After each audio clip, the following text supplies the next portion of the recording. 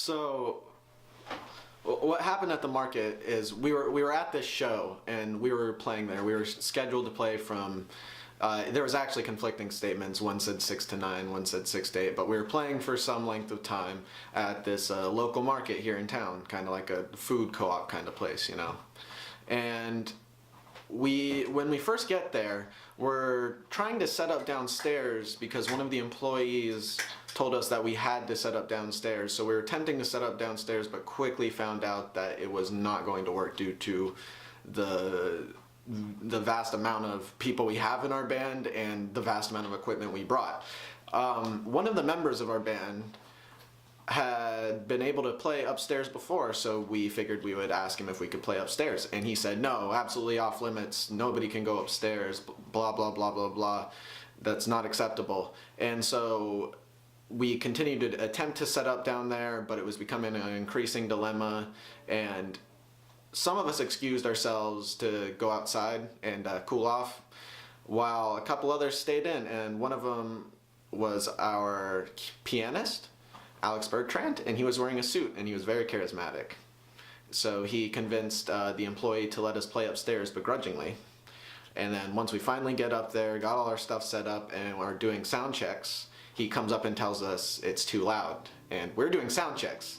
The point of sound checks is to be louder than you normally would in the actual performance.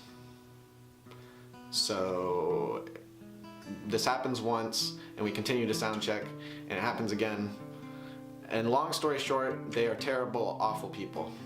They don't understand how music should be performed live, and that they are uncourteous to the people that they're hosting. They did not even seem to appreciate the fact that we brought them a lot of business that night. So I wrote a song called The Market, and it is about my experiences there, we'll say.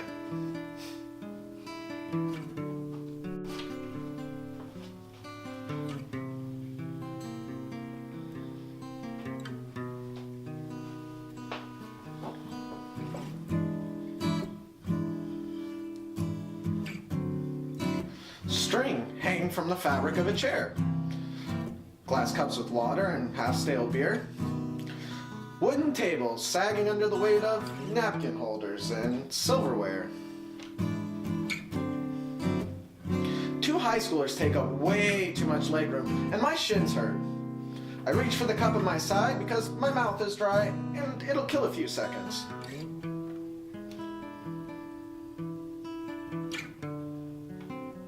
A set of wooden stairs with cautionary messages taped on the wall led downward.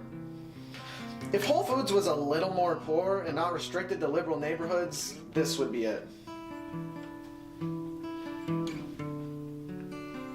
Polished oak shelves made to look old with intentional indentations on otherwise shining surfaces. Gluten-free bread takes up its own aisle. Vegetable chips and overpriced local wine made up another.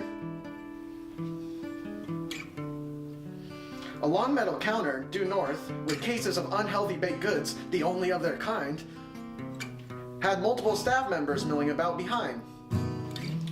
They heated pre-made sandwiches and boiled soup, cholesterol-free of course.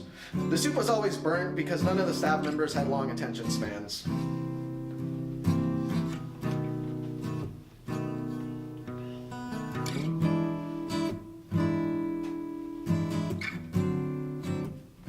I walked past this counter and out the entrance to the west. I lit up a cigarette and started walking left down an alleyway formed by the western wall of the market and an auto parts store. Rain had gathered in large puddles and my feet were wet.